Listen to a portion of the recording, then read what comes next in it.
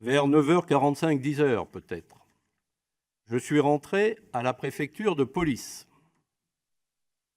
Pendant le trajet, comme je le fais systématiquement, j'ai appelé mon directeur de cabinet, qui est derrière moi, pour faire le point sur les informations du matin.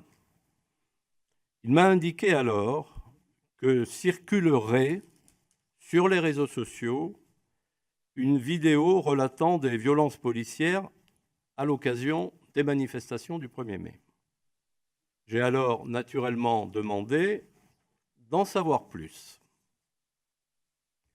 Alors que j'avais regagné mon bureau de préfet de police, autour de 10h15, j'ai reçu un appel de M. Laurent Autiot, collaborateur du directeur du cabinet du président de la République.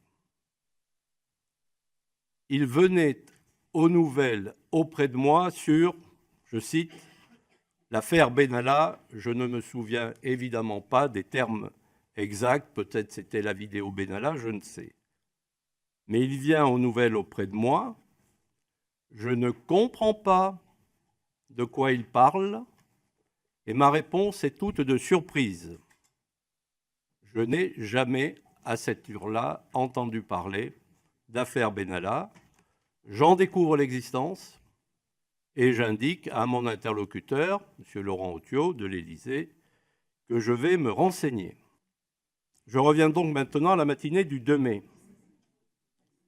À la matinée du 2 mai, après cet appel que j'ai reçu de la présidence de la République et que j'ai cité, appel de M. Laurent Autiot, appel qui m'a appris l'existence de la vidéo Benalla, pour l'appeler simplement. Au reçu de cette alerte, venue de l'Élysée, je le redis, j'ai pris deux séries d'initiatives. En premier lieu, j'ai joint le directeur du cabinet du ministre de l'Intérieur. Il m'a répondu que le cabinet du ministre était déjà informé et était déjà en liaison avec l'Élysée sur le sujet.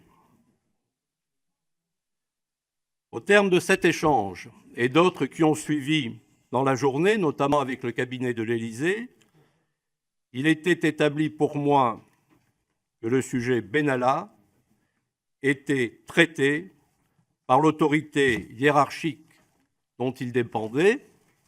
Au demeurant, c'est bien ce qui s'est passé, puisque M. Benalla a été convoqué par le directeur du cabinet du président et une sanction a été prise à son encontre.